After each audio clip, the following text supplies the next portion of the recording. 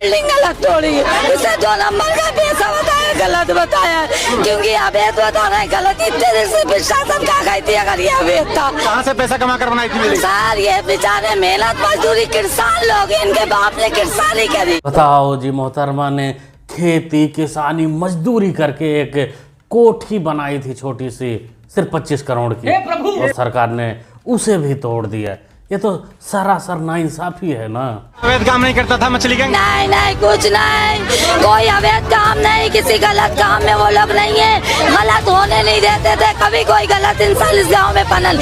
अब होएगा गलत, इस गांव में मांगे सेफ नहीं रहेगी, इस गांव में कोई इंसान सेफ नहीं रहेगा। सारे चोर चल के आगे जो दिल चाहेगा वो करेंगे। अगर राजा का घर तोड़ दिया,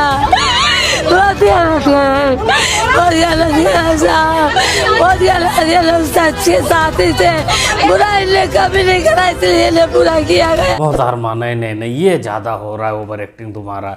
अरे सूत्रों से पता चला है जो कोठी कोठा तुम्हारा तोड़ा गया है उसमें माफिया बसते थे, काले धन की उगाही होती थी, ड्रग्स बेचे जाते थे, देह व्यापार होता था, महिलाओं को पकड़कर फंसाकर उनके साथ ब्लैकमेलिंग की जाती थी, करोड़ों का धंधा किया जाता था। और वैसे जो ये बिल्डिंग टूटी है ये तेरी तो नहीं है, ये तो मछली गैंग की है। गजब टू बी बात।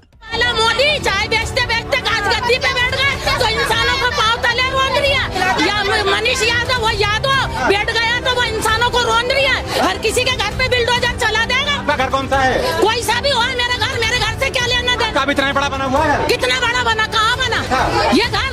ये 3 मंजिल बना, ये 3 मंजिल है। कितने मंजिल था ये? जितने मंजिल भी हो, हमें मंजिल गिन के क्या करना है उनकी? अवैध वो जो कर रही है उसका तोड़ा, या तो साफ सुथरे इंसान का तोड़ा है तुमने। देखो जी, ये जो मोहतरमाएं रो रही हैं, बिलख रही हैं, नौटंकी कर रही हैं, ओवर एक्टिंग कर रही हैं, असल में इनका उस बिल्डिंग से कोई लेना देना नहीं। ऑफिशियली ये बताया जा रहा है कि ये सब मतलब पड़ोसी ही हैं सिर्फ, लेकिन अगर इनका काम वहाँ से चलता होगा, आई मीन टू से एक कोठा होता है ना, अगर तोड़ दिया जाए तो सारे लोगों का जो वहाँ जाते हैं उनका धंधा बंद हो जाता है। कहीं कुछ ऐसा ही तो नहीं? क्योंकि मोहतरमा ने एक बात और कहा कि मोदी चाय बेचते बेचते प्रधानमंत्री बन गया और हम लोग उस कोठी में जाकर बजाते बजवाते वहीं के वहीं रह गए। अंत में रोना बिलखना ही पड़ रहा है। उसे बाजा बजाने की बात हो रही है। नाम है हमारा। अब ये बताइए, बुलडोजर चला है तो आप इससे नाराज क्यों हैं इससे? आप क्यों? आपका घर टूट जाएगा तो आप क्या करें? खुश होंगे? बाजे डीजे बजवाएंगे? नहीं, वो तो आरोपी है ना, आरोपी है। ये बताओ, आप महिला हैं, में है ना वो, आप भी महिला है ना, आपकी भी बेटी होगी। आप उनके फेवर में आए, आप चले जाएं, हटाएं आप मीडिया। बिल्कुल नहीं, हम आपसे बात करेंगे। बिल्कुल सही किया सब्बू जी ने कि मीडिया को वहाँ से भगा दी, क्योंकि मीडिया ने वो नस दबा दी, वो सच पूछ लिया। पिछवाड़े में मिर्ची तो लगनी ही थी। वैसे दोस्तों, ये मामला मध्य प्रदेश भोपाल का है, जहाँ फरहान, साद, साहिल, नबील, अली ये सब लोग कॉलेज की हिंदू लड़कियों को फंसाते थे, उनके साथ करते थे, उनका वीडियो बनाते थे, फिर बाद में उनको ब्लैकमेलिंग में फंसाकर उनका धर्म परिवर्तन कराते थे। लेकिन वहाँ की मोहन सरकार ने इनका घर का ही परिवर्तन कर दिया। यही कारण है कि इनकी अम्मियों से जब सवाल किया जा रहा है और नस दबाया जा रहा है तो ये कह रहे हैं कि नहीं, कोर्ट फैसला करेगा, तुम लोग हमसे ये सवाल ना करो। आरोप लग रहा है कि यहाँ सिर्फ एक धर्म विशेष के लोगों को पूरा हिंदुस्तान की जमीन जो हाजी सरफुद्दीन का मैं नमासा हूँ। अच्छा। कमांडो और सेना हमारे ऊपर चलती है, सरकार के ऊपर नहीं चलती।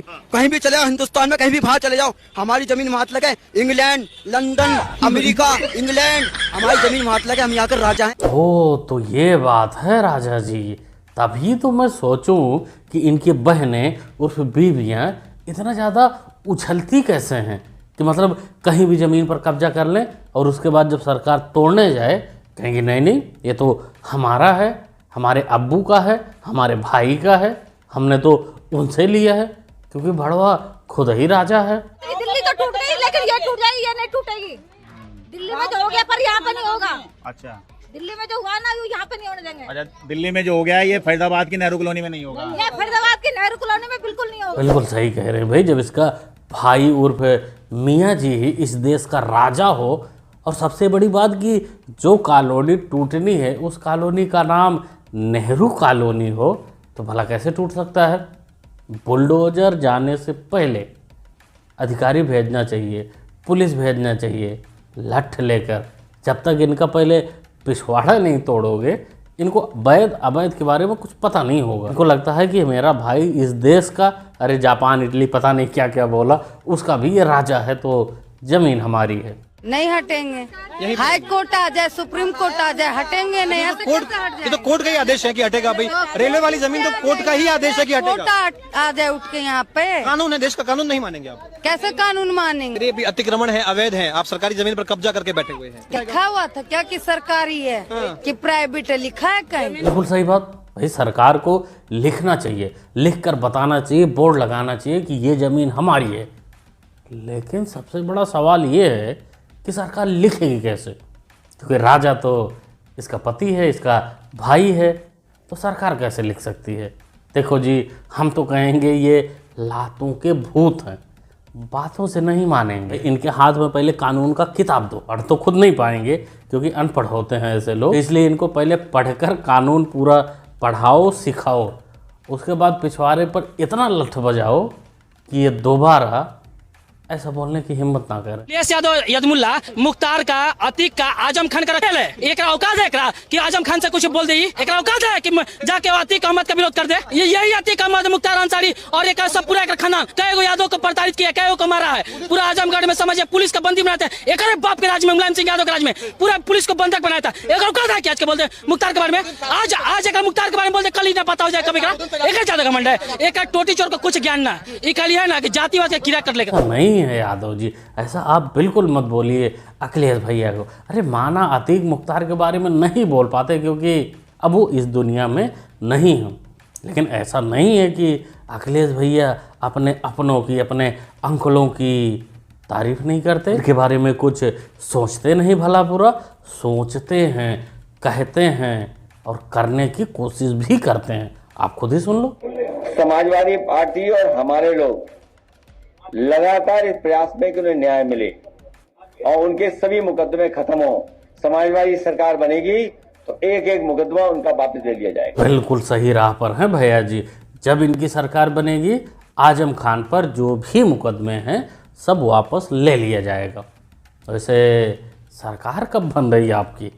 उम्मीद तो इस हालत, इस बकलोली से तो नहीं लग रहा है कि 2032 तक बन पाएगी। और यही आपका हाल रहा, यही आपका सपोर्ट रहा, यही बार बार याद करते रहे आजम खान को, तो कहीं योगी बाबा ना याद कर ले। तो सरकार की जो बात है कि सरकार आपकी बनेगी या नहीं बनेगी, उम्मीद क्यों कम लग रहे हैं भाई? ये तो बाहर वाले जो बताते ही हैं, असल जानकारी तो अपने देते हैं ना, जैसे चाचा जी दे रहे हैं। सुन लीजिए। समाजवादी पार्टी तो बिल्कुल भटक गई। ये तो हो गई है चोर उचक्कों की पार्टी, माफियाओं की पार्टी। किसी की जमीन पे कब्जा और शराब माफिया से लेकर के ऐसे लोगों से कई पार्टी चले। बिल्कुल, जब चाचा को ही गुंडों की पार्टी, भटकी हुई पार्टी, चोरों की पार्टी लगने लगे तो समझ लीजिए मामला गड़बड़ ही है। अब भटकी हुई पार्टी को उत्तर प्रदेश की जनता काहे को चुनेगी? वो तो नहीं भटकना चाहती ना। बाकी अखिलेश मियां, आप ऐसे ही आजम खान की वकालत करते रहिए, आने वाले समय में रिजल्ट शायद आपको देखने को मिल जाएगा। 22 में चुनाव है, गोंडा के मूल निवासी हैं आप। नहीं, मुझे एंट्री कर रहे हैं विधानसभा चुनाव में। नहीं, मैं चुनाव बिल्कुल नहीं लड़ूंगा, लेकिन अखिलेश यादव भारत में मेरे प्रिय नेताओं में से हैं, तो जब भी वो मुझे किसी बात का आदेश करेंगे मैं उसका पालन करूंगा। कंपेनिंग की भी बात करें तो कंपेनिंग एकदम करेंगे, तिवारी जी करेंगे। हाँ, नौती एक जगह दिल्ली में गया तो केजरीवाल मियां का तो लोले लगा ही दिया। अब अगले का नंबर है। अब देखो, इसको टिकट अगर मिल जाए तो ये कहीं से भी चुनाव लड़कर हार सकता है, क्योंकि साहब जितना मज़ा चुनाव जीतने में नहीं है, उससे ज़्यादा हार कर पार्टी के लोले लगाने में है। बाकी चमचागिरी स्टार्ट कर दिए हैं, अच्छी बात है, करना चाहिए, लेकिन उम्मीद नहीं है कि टिकट इनको मिलेगा। ये चाहती हूँ कि हमारे इस दुर्गा पूजा के पंडालों में भी दिन के समय आप कोई ना कोई सेवा का कोई प्रकल्प, सेवा का कोई काम। आदरणीय प्रधानमंत्री जी की लंबी आयु और उनके स्वास्थ्य के लिए जरूर वहां पर उनकी तस्वीर मां के चरणों के पास लगा करके, उनकी तस्वीर मां के चरणों के पास लगा करके उनको आशीर्वाद जरूर दिलाइए। जब मर्द होती आप तो मैं कुछ और ही बोलता, लेकिन मैं यही कहूँगा काकी जी, दिल्ली की सीएम जी, चमचागिरी की भी हद होती है। माना कि तुमको बगैर कुछ किए सीएम की कुर्सी मिल गई, जो कि किसी और को मिलना चाहिए था, लेकिन अब इसका मतलब ये नहीं कि तुम मोदी को भगवान बना दो। ये बात, ये तुम्हारा तर्क मोदी को भी पसंद नहीं आएगा। क्या बोलते हो दोस्तों, क्या कहना चाहते हो? अपना ओपिनियन कमेंट बॉक्स में ज़रूर दीजिएगा। बाकी ओवरऑल पूरी वीडियो के बारे में जो बुलडोजर एक्शन मोहन यादव जी कर रहे हैं, उस पर भी आप अपना विचार रख सकते हैं, बता सकते हैं। कुछ कार्रवाई असम में भी ताबड़तोड़ चल रही है, हेमंता चाचा के गांव में, शहर में, प्रदेश में। उसका भी वीडियो आप तक जल्द पहुंचेगा। बाकी ऐसे ही वीडियो को देखने के लिए आप मुन्ना भाई को सपोर्ट भी कर सकते हैं चैनल को सब्सक्राइब करके, जो कि सब्सक्राइब करना होता है बिल्कुल फ्री। मिलते हैं अगली वीडियो। Thanks for watching.